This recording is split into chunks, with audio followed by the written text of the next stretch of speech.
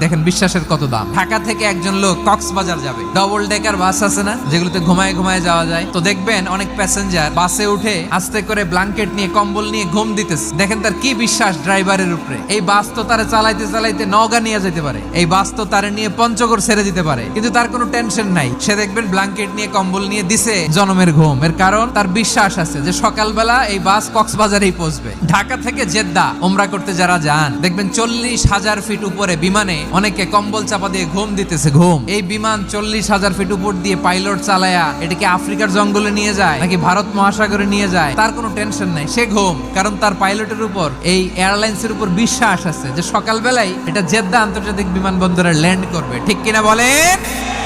জ্ঞানীরা বলে বিশ্বাসে মিলায় বস্তু তর্কে বহুদূর। এজন্য একজন বিশ্বাসী জমিনের মধ্যে বেঁচে থাকলে জমিনের উপর আল্লাহ প্রলয়ঙ্কারী কিয়ামত দিবে না।